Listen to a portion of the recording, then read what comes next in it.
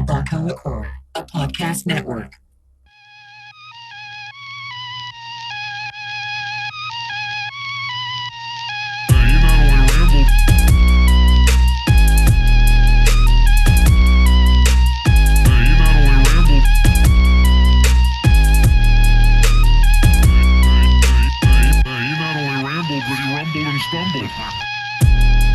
Dude, I just got back from getting tattooed. I had this Texas tattoo. I had it since 2008, right? And I got it while I was in Seattle, and I got it right before I went on the Ugly Head tour back in 2007, 2008. Like it was symbolic, to have the Texas state tattooed on me, and then just traveling out of Seattle in a rock band, going all over the place, and wanted a way to kind of represent, what the home was. And also, if anything went wrong on tour, and like they just found like a body, they would know. Okay, well, if we send him to Texas, he'll be close to home somehow. I thought that was for sure a part of it, but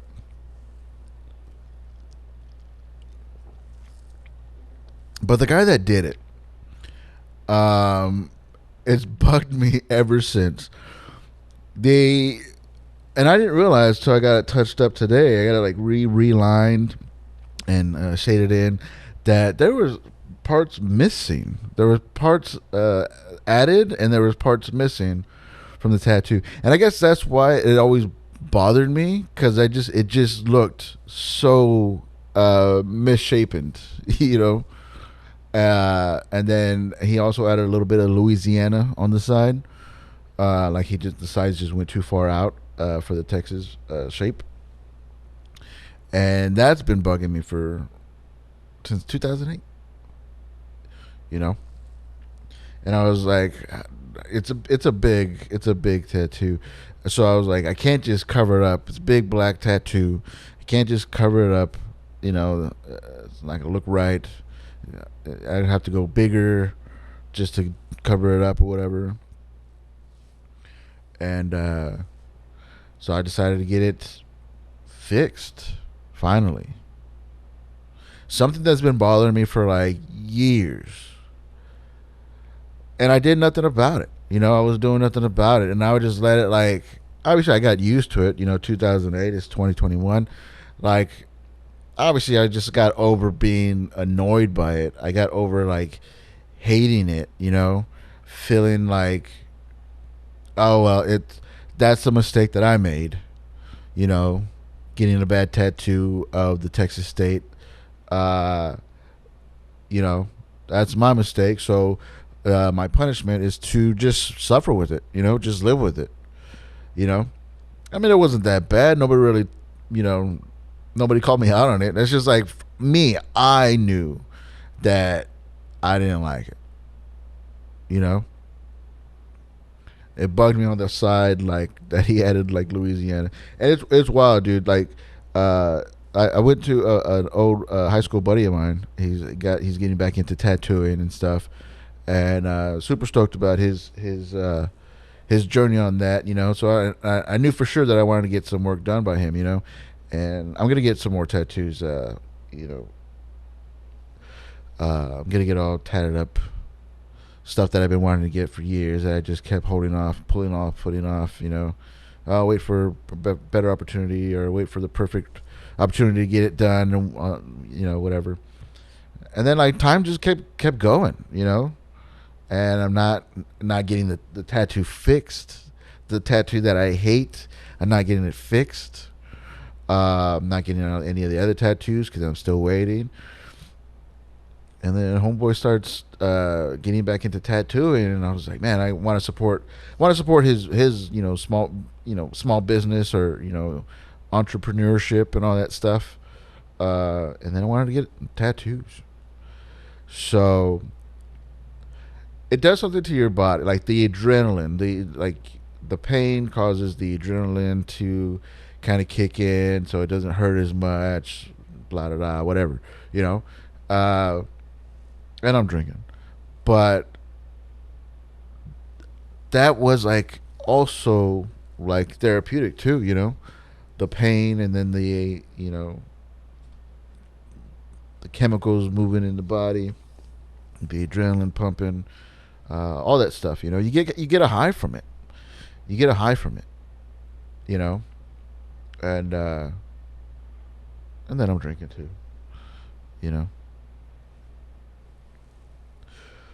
but feeling good. I got the Texas tattoo cleaned up. I got it fixed. It looks fucking amazing. I'm pretty amazed, and I'm happy with it. It's not that I didn't want the Texas tattoo. It's just that it didn't look. I didn't like the way it came out, and I didn't like the way it came out when I got it, and I just kept. I just kept it. You know, I didn't do anything about it, and I spent the whole time just trying to convince myself that I wasn't bothered by it anymore. You know, but I was. You know, I was. So it was. It's. I didn't realize. I didn't realize how happy, like, it would make me to get it fixed. You know, I didn't realize that. I honestly didn't think I could fix it. You know, like just go over it, reline it. You know, I thought I had to do something completely different, and I was like, I don't know what I'm gonna get. I don't know how I'm gonna cover it up, whatever. So when I went to go talk to my friend Abel, you know, and going over different ideas, yeah, because I got a few little tattoos that I want to get here and there, band logos and different logos and stuff, images that I've been wanting to get, and I was just like, you know, I don't know if he can. Like, I was just talking, asking questions and stuff. I was like, is it possible to fix this tattoo? You know, I showed him the part that I didn't like, the extra Louisiana part on the Texas tattoo, on the side of the Texas tattoo, looked like a Louisiana tumor starting. And he's like, yeah, man, we'll reline it, and then I could put some skin tone ink on the Louisiana part, the extra Louisiana part, and knock it out of there, you know? Dude, I'm pretty stoked about this tattoo. And it's so weird because I already had this tattoo, and all I did was get it fixed, get it more lined up, fill in where it's faded or whatever. And it came out fucking good, dude. It fucking looks good.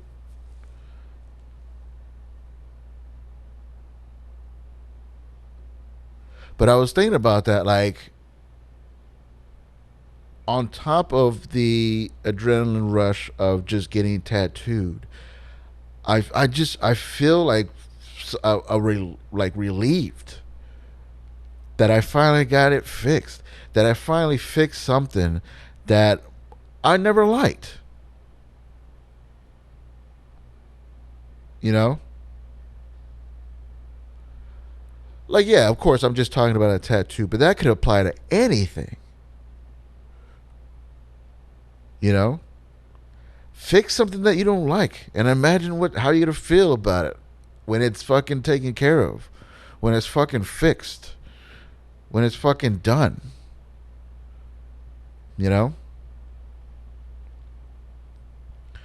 I felt bad because I got blocked out a 3 hour session, and it didn't take long. It didn't take long. He did the Texas tattoo. That's what he spent most of the time on, and then I wanted to get a tribute tattoo for my mom, and like we always thought, I always thought, you know, and my family's always thought that my mom always had a very natural, interesting penmanship, her handwriting. You know, it decorated the page. You know, it didn't matter what she was writing, if it was birthday cards or the budget, you know, the monthly budget, writing out the monthly budget, grocery lists, anything. Like, she always put effort into her handwriting. or maybe it wasn't. Maybe it was effortless, but she just had very significant uh, handwriting. And so as a tribute, like I knew I wanted to get something in her handwriting tattooed, you know. But I couldn't decide what. I couldn't decide what like.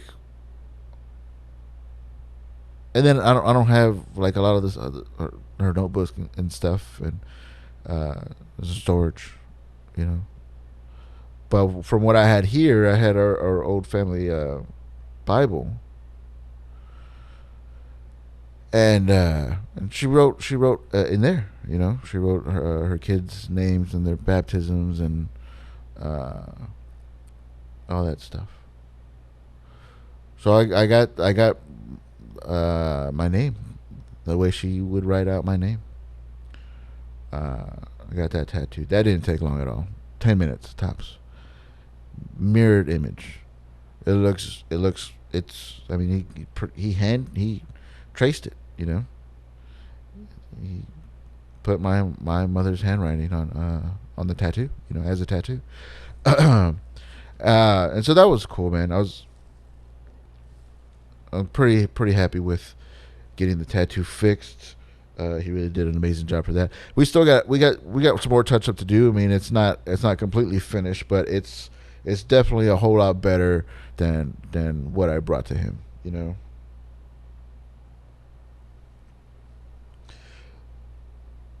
But yeah, but just the whole thing about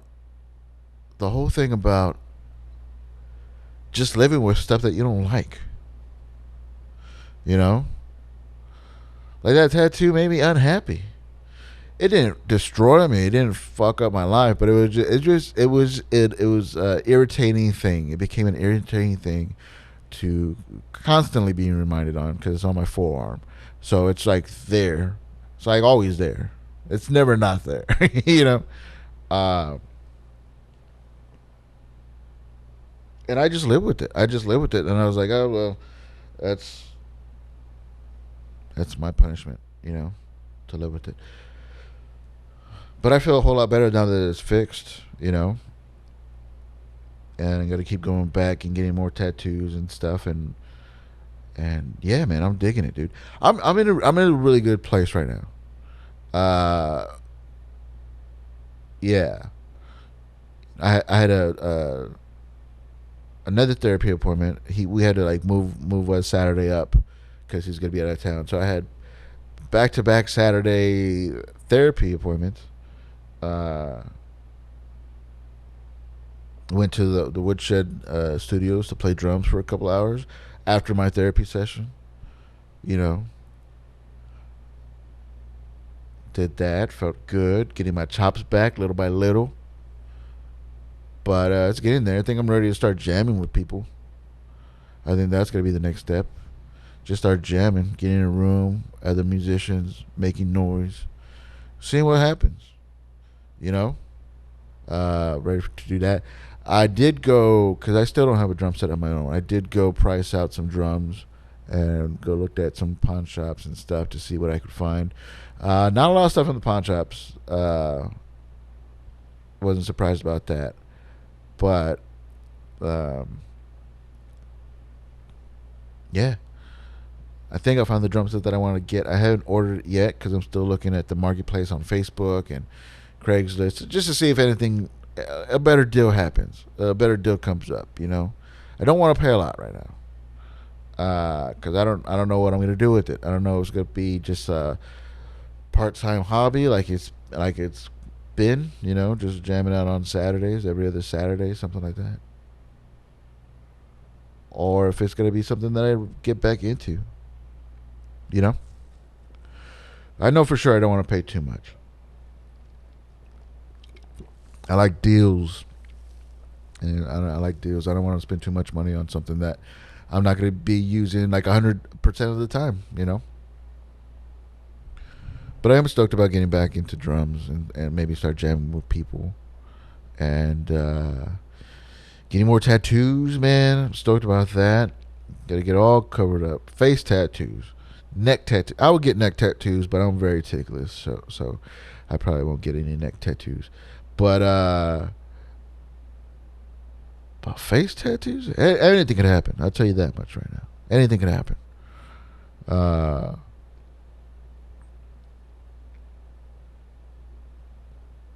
Probably not. I'm gonna do whatever I do, uh, depending on I get permission from the wife. She says no face tattoos, but I'm pretty sure she'll change her mind. She'll probably like be mad about it, like for a couple of days, and then she'll get over it, and then she'll just laugh about it, or not, you know. But nah, so feeling good, you know. Everything's pretty much positive for the most part, you know, and that's new. That's a new thing. Uh, but who knows, man?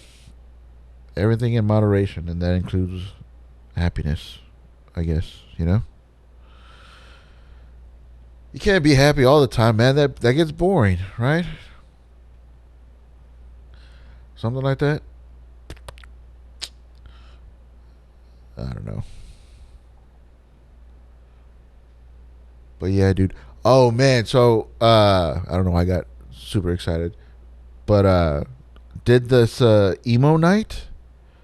And I've heard about it, you know, like I know that there's emo nights are kind of a big thing and stuff. Never knew about it, never knew what it was, you know, I just knew about it, you know, heard of it, you know.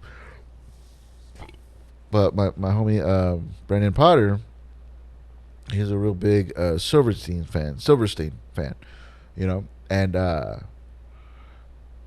so he follows this guy, the singer Shane Toad, and so Shane was coming in town to DJ the emo night at Brass Monkey, and went to that. Me and the wife, we went to that. We met up with Potter and his wife and some other friends, and Joey Smith, and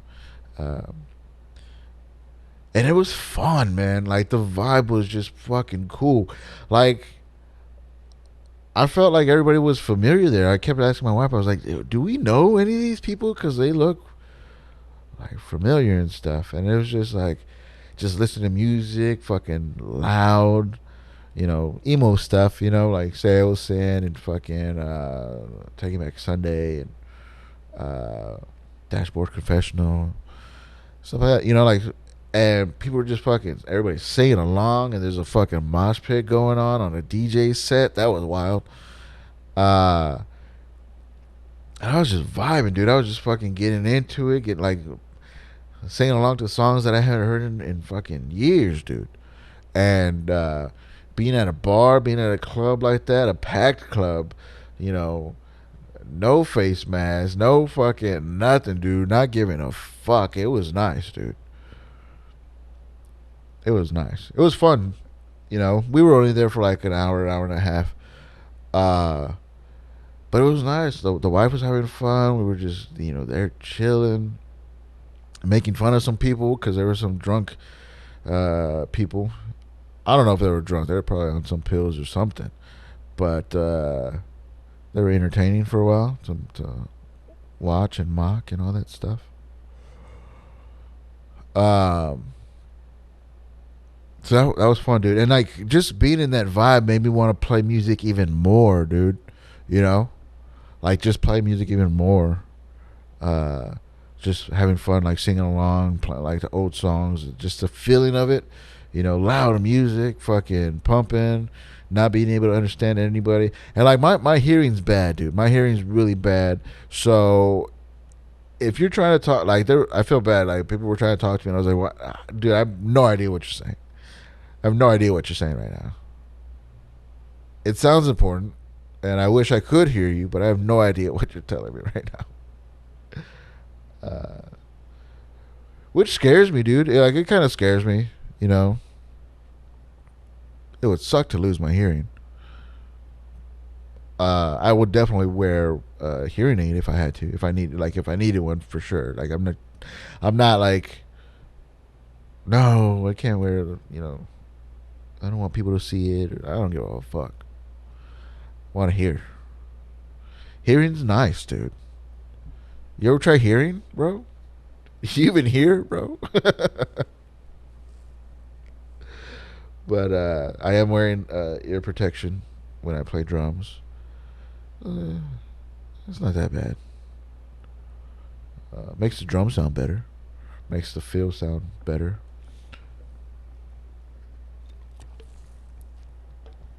Dude, I remember like just learning how to play drums. Like I was banging on stuff ever since I was a kid. You know, like young, dude, young. And I had like toy drum sets, and I had like toy like electronic kits. Growing up, like I always had something like something to fucking beat up. You know, I always had something to drum on. You know, always. And but I wasn't good, dude, at all. I didn't get good till I got into high school. So imagine my mom and my sisters just fucking listening to like fucking all the time. You know, nonsense, fucking noise, dude. All the time, for years, bro. For years, banging on pots and pans, just like making nonsense noise. You know, it was punishment. I was punishing them with fucking like noise pollution. You know, for years, bro. Never told me shit. You know, never once discouraged me to just make noise. You know, uh, that's important. That's very important. You know, but I didn't start learning how to really play and read music and play music and all that stuff in a music way till high school. And I joined the band.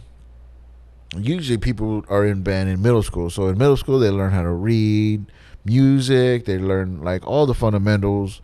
And then high school marching band, that's when shit gets real, you know. But you already know the stuff. You already know the fundamentals. I didn't. I had nothing. All I wanted to do was play drums and make noise. And, you know. So I went my freshman year. I knew nothing of fundamentals or anything like that, you know. So what they did is they wrote a part for me, which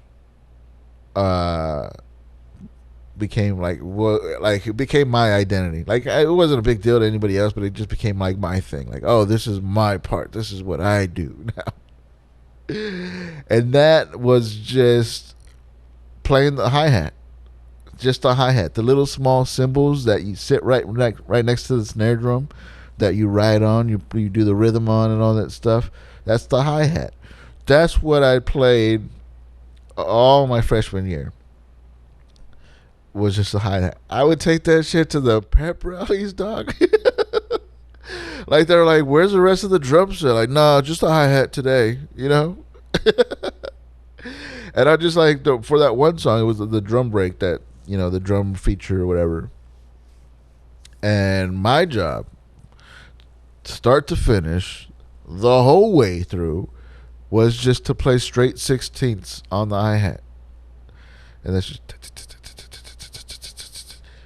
you know, nonstop, start to finish, straight 16. I had to put a little kick behind it, you know, because it had to be a little spicy. I had to put a little spice on it, and I was like, "You need me to spice up these hi hats? I got you, bro. I'll spice them up for you."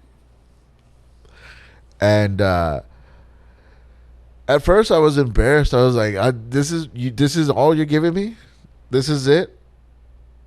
This is all I play? Hi hats, bro?" But then it was like, "No, I'm playing the hi hats. The hi hats. That's me. That's what I'm doing." But it was funny, dude. Like I can't believe I took, because you can't You can't hear it really. It doesn't. It does.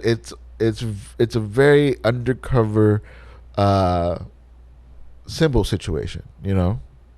I mean, when you open it up and you like when you rock out and open it up, like that's when you notice the hi hats. But other than that, like the hi hats are kind of just like in the background, literally the background. But I fucking ran with that, dude. I was the hi hat section. You know, there's a snare line, the bass line, the quads. I was hi hats. You know, and just with that, dude, like just with that, like that helped me learn how to. That was the beginning of learning how to read music, how to, you know, learn all that stuff, breaks, how to count music, how to break it apart, you know, how to, you know, how to read music. I learned how to read music being the hi hat boy, the hi hat section. You know, and so like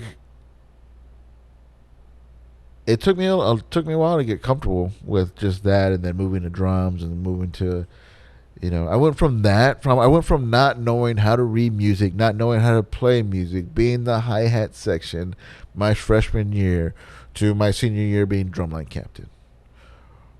I think I was drumline captain by my junior year. So my junior and senior years drumline captain. A lot of pros and cons. There's a big old fucked up situation. A Me Too moment before the Me Too moment was a thing, and really ruined my life. But I'll talk about that on another time. I'll talk about that one, another podcast.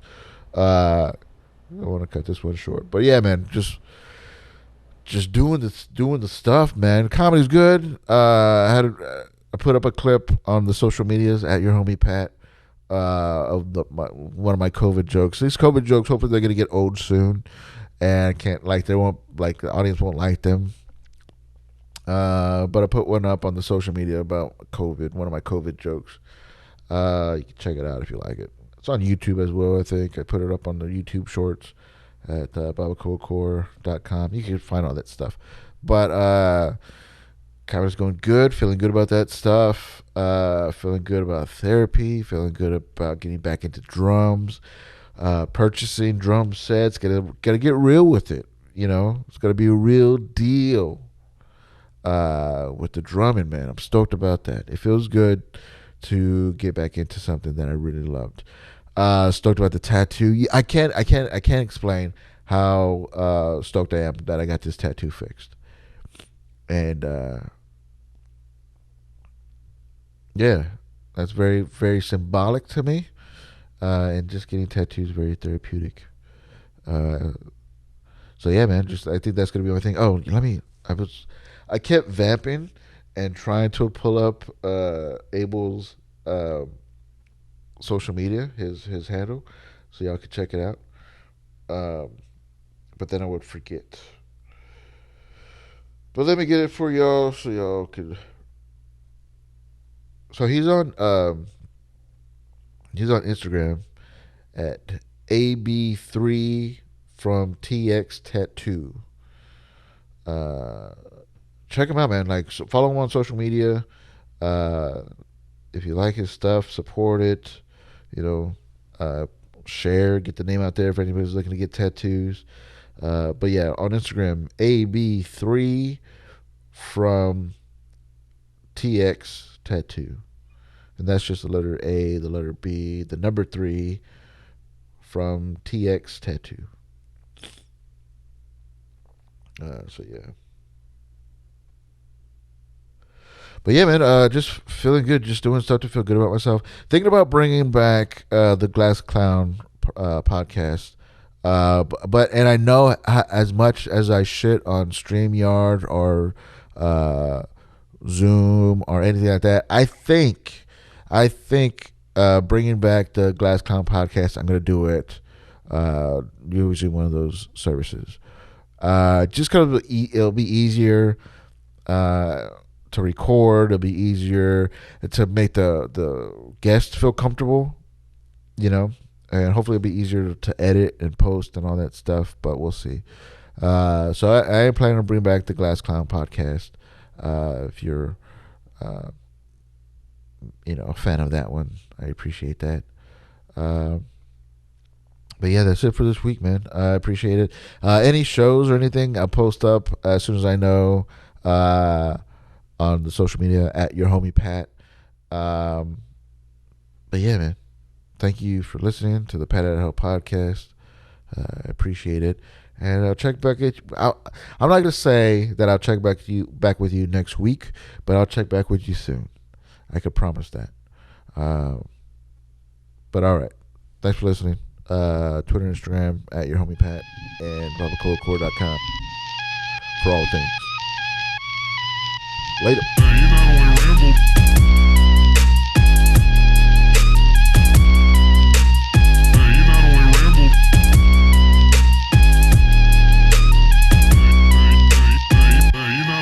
But he rumbled and stumbled.